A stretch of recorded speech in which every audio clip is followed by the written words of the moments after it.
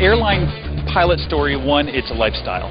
It's not your typical 9 to 5, Monday through Friday job. As you move out through your career, you'll start flying different routes, different places, different hours. You'll work weekends, you'll work nights, you'll work days. You have the ability to bid for your job every month. So every month you can go in and you can decide, where do I want to work tomorrow? What hours do I want to work tomorrow? So there's a big lifestyle component to the job. That's very appealing. Why would you want to fly, though, in an airline? And it's kind of a stupid question for me to ask this, but I know that some people are going to wonder this. Flying an airline versus what other options? I mean, there are other options besides the airline. You can fly corporate, you can fly flight training, but again, it's a well-paid career, it's a professional career. There's a lot of responsibility. It's like being a doctor, it's like being a lawyer. You have to go to school, you have to learn, and it's a well-respected industry. What about the actual enjoyment of flying something like one of these? Imagine getting in and you've got a multi-million-dollar piece of equipment that you've been handed the keys to. I mean, just from that, I mean, think of the pride and joy you have. You've got 100, 200, 300 people behind you that are relying on you to take you from A to B. And then you throttle up that engine and go running down that runway. I mean, that is just an amazing feeling, and you're the one doing it every day for your job. That's got to be a huge amount of responsibility, because people on the show have seen me fly PA-28s and Cessnas and stuff like that. Now, I'm a private pilot, but that's got to be a real step up. It's huge. It's a thrill. And when you get into an aircraft like that and you feel the thrust and the power, it's truly amazing. What you got to remember, though, is it's a job, and it's stressful like any other job, but at the end of the day, what's your job? You fly airplanes. It's fun. It's passionate. You're up in the sky. You're up in the clouds. I mean, it's something that almost nobody does. People love to travel because they love to get in an airplane. They think it's a neat experience.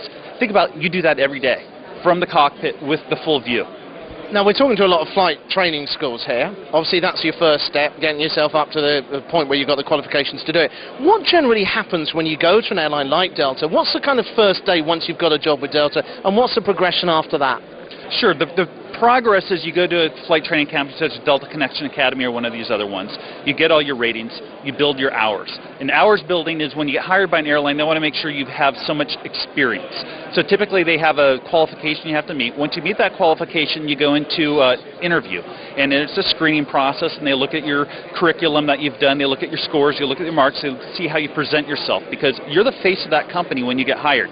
So it's very visible position. So they want to make sure you can present yourself in front of them. You get hired, you go into a first officer training. Now you're learning what the airline and how their processes and procedures work. They'll get you a type rating and the specific equipment you're going to fly, whether it's 737, 757, an Airbus, and they'll type you for that. And then you get in the right seat and you start flying legs, and you build your hours and you build your seniority. Just finally, for anyone that's thought about maybe going for flight training, quite likes the idea of doing an airline, perhaps has flown flight simulators for many years at home on their computer, and they just need that little push to make them go for this because they could do it, what would you say? If you have the dream and you have the passion and you're thinking about it, I mean, the one is just go for it. You know, there's big ideas, there's big things you can do in your life. The longer you actually think and wait, the harder it is. It's just like anything. You really have to make the phone call, find who the flight schools around you are, get the information, line everything up, and jump in and do it. Waiting is not going to make it any easier.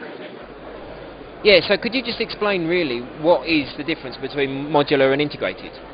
Well, modular really gives you a bit more flexibility with your training. It allows you to pick and choose when you want to fly and how much you pay as well, which is probably a very important with such large sort of expenses involved in flying. Right, okay, so is the course structure the same?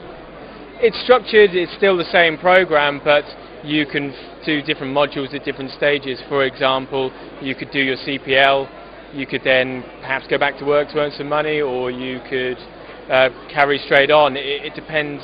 You can gear it you can tailor the course to how you want to do it. Right, and one of the guys that we had an email from said, how do you go about picking a school? It's a difficult choice.